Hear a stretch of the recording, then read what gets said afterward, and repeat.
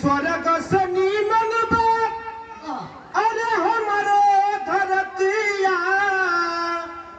बीच स्वर्ग से नीमन बा अरे हमारो धरतिया ऋषि मुनि करे गुणगान हो हमरे देशवा के नाम हिंदुस्तान हो हमरे देशवा के नाम हिंदुस्तान।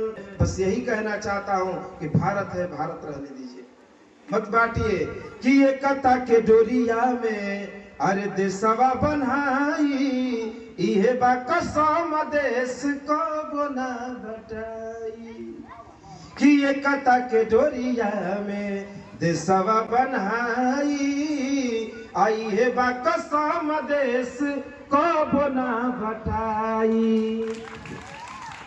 कि खुदीराम बोस झूला अरे फांसी पर झूलनवा अरे खुदीराम बोस झूला अरे फांसी पर झूलनवा बाबू चेहरा पे रहे मुस्कान हो हमरे देशवा के नाम हिंदुस्तान हो हमरे देशवा के नाम हिंदुस्तान।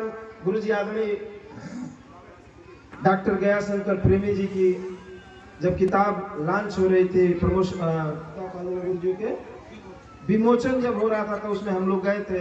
बहुत ही सुंदर आपने लिखा है, लेकिन इतने लोग बहुत सारे लोग इसमें जिम्मेदार भी बैठे हैं, क्योंकि मैं भी एक अध्यापक हाला करता हूँ। बहुत बहुत धन्यवाद। एक खाली अपने कहते तो नहीं जोरदार हाला का ताली बजा सके।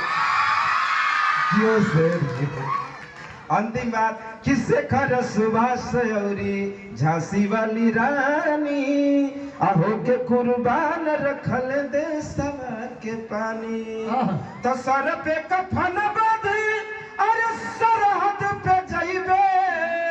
कोनो नेता के, कोनो मंत्री के, कोनो विधायक के लड़का सरहद पे नहीं जाते हैं। मैं गारंटी के साथ कहता हूँ। अब बात आके इतनी ऊंचा ऊंचा कर अग्निवीर ऐसा योजना लिया बड़ा सा वही को बुझाते नहीं थे कि देश के 4 साल सेवा करके आके शहीद हो जाइए। धन्य है नेताजी जिसने, मैं नहीं खुले मन से कहना चाहता हूं, मैं किसी राजनीतिक पार्टी का विरोधी नहीं हूं, मैं किसी का समर्थक हूं। जो अच्छा करता है अटल बिहारी वाजपेयी को मैं मानता हूं।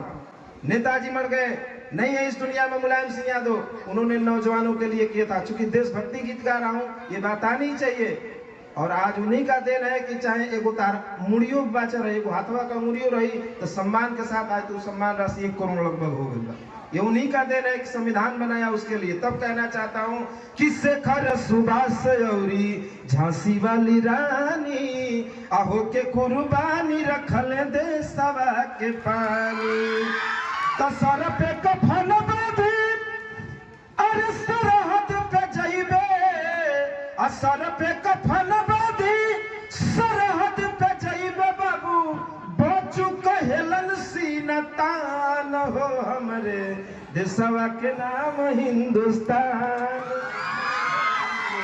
देशवा के नाम हिंदुस्तान। अब देखिए गीत गावे, चूंकि संचालक महोदय व्यस्त है, जहाँ दहेज के बात हो गए वजह से बिना पानी पिए चल देवे के बाद जनसंख्या इतना हो गई कि लड़किन का बियाह ना हो तो वो के काम चले। हम तो ऐसा सोचल बन कि हमारे 2 लड़का बड़ा सा हम प्रतिभे के अपन गोद दियल चाहते नहीं कर। इतनी बड़ी बात मैं सोच के रखा हूँ कि अगर जो हम कहीं बियाह शादी करे के जाए, अगर जो लोग हमारा में सेट ना हो तो बिना बियाह करे लगे अरे का भइल बा लता जी बियाह ना कैली, बहुत सारे लोग बियाह नहीं किए। कौन एगो कल्पना रहे अंतरिक्ष में गई बड़ी, उनको बियाह ना भय रहे। हमारे 2 लड़का बड़ा सी नहीं के गोद दे दे वहीं का सेवा करिए। मतलब ये गुरु जी की आपने बहुत ही अच्छी कविता लिखी है, और उस कविता को जब तक हम लोग दिल में नहीं उतारेंगे तब तक वो सार्थक नहीं होगा, ये कहने का तात्पर्य है। अंतिम बात कह के अपनी गीत समाप्त करूंगा, बात लंबी हो जाएगी कि मोती भर जवनी देश के धरतिया पावन पवित्र बाटे यहाँ के प्रीतिया कि हीरा मोती भर जवनी देश के धरतिया पावन पवित्र बाटे यहाँ के प्रीतिया हरियर खेतवा अरे लहरे लगे हुआ अरे हरियर खेतवा लहरे लगे हुआ बाबू लहरे लहरियर धान हो हमरे देशवा के नाम हिंदुस्तान, हो हमारे देशवा के नाम हिंदुस्तान। बाबू जब हम पढ़त रही ना लइकन के बीच में कार्यक्रम कैला इतनी मजा आवेला।